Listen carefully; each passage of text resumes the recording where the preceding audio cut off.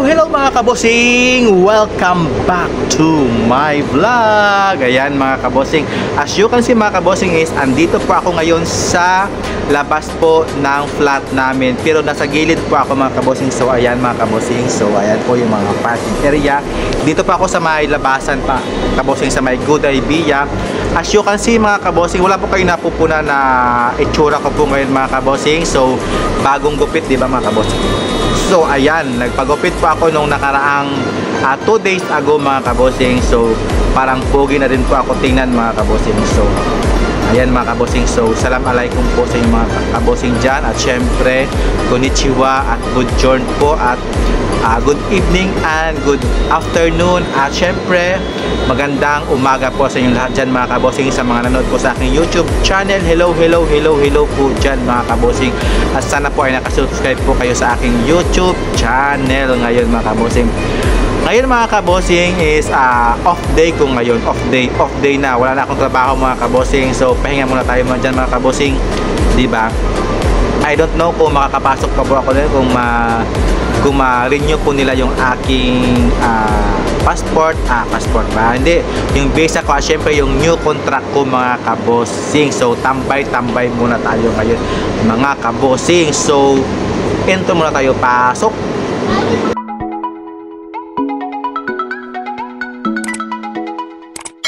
Okay mga kabosing, welcome back again mga kabosing sa aking maikling vlog mga kabosing. So ang pag-uusapan natin ngayon is yung mga nanalo ng Mr.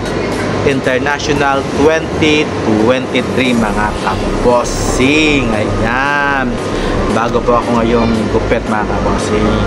So ayan mga kabosing, in-announce na po yung kagabi ata o kahapon is nanood ako ng the final ng Mr. International 2023. So happy ako mga kabosing, kasi halos lahat po ng final prediction ko is pasok na pasok mga kabosing. Ayan.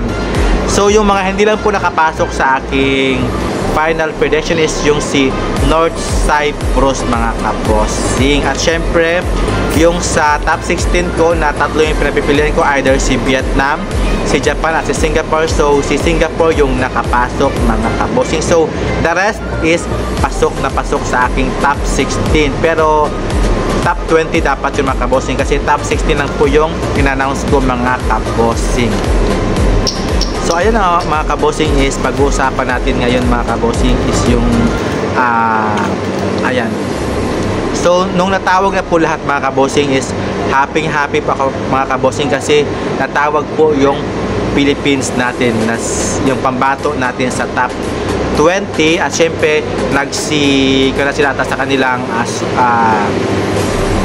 formal wear mga kabosing yun. Kasi bago pa naman doon is lahat muna sila pinagsuot ng swimsuit bago in-announce yung top 20 mga kabosing. So diba, ayan. So ayan mga kabosing, so lahat na po sila dyan mga kabosing is parat po na kanilang formal wear, nagsikon sila ngayon. At syempre nung after that in-announce na ng host yung top 10 mga kabosing, kung sino-sino yung mga pasok. Is yung mga pasok po sa akin, lahat po nakapasok. Pwede na lang po kay Singapore sa top 10 na yan, saka si Spain, saka si Peru. Si Peru pasok, si Peru. Si Colombia pala yung wala. Yun lang yung wala. Kaya lang si Lebanon nataktak sa top 10 mga kabosing, hanggang top 20 lang siya mga kabosing. So ayan, I'm happy mga kabosing, kasi nakapasok ko yung ating pambatong Pilipinas sa top 10 mga kabosing. So aarangkada na po yan mga kabosing sa top 5. Pero pagdating naman sa top 5 mga kabosing, parang may chit-chat diba yun? Parang may Q&A pa. So maganda yung sagot ni Philippines mga kabosing. Kaya lang pag in-announce na ng top 10 mga top 5 mga kabosing, so napan ako ng mga kabosing, parang 50-50 na ako kung makakapasok ba talaga si Philippines or hindi mga kabosing. So kasi maganda yung kanyang performance, at siyempre yung kanyang chit-chat, yung answer niya mga kabosing. I'm so shocked mga kabosing na nakapasok po si Brazil mga kabosing, at syempre yung si France mga kabosing, kasi nung una top 1 ko si France at ngayon nung last ata pang top 6 ko si France. So nagkabaliktad na mga kabosing yung mga prediction ko mga kabosing. So si Puerto Rico yata yun yung hindi napasama sa top 5 ko mga kabosing. So sad to say na sira talaga yung aking prediction unang-una pa lang na hindi nakapasok sa top 10 si Puerto Rico mga kabosing. So si Puerto Rico talaga yung gusto kong manalo bilang Mr. International, but sad to say hindi nakapasok sa top 10 at top 5 mga kabosing. At syempre yung si Philippines, akala ko makapasok siya sa top 5. Si Thailand nakapasok sa top 5, si India at saka si Venezuela, si France, si India at saka si Brazil. Ayan mga kabosing, at saka si France mga kabosing nakapasok sa top 5. So in-announce na ulit yung top 3 mga kabosing. So hindi po nakapasok yung si France at si India, pero yung top 3 is yung si Brazil, si Venezuela at saka si Thailand mga kabosing. So nung in-announce na po mga kabosing yung winners, yung second runner up natin is yung si Brazil, at saka yung first runner up is yung si Venezuela, at syempre yung itinanghal na Mr. International 2023 na galing Thailand mga kabosing.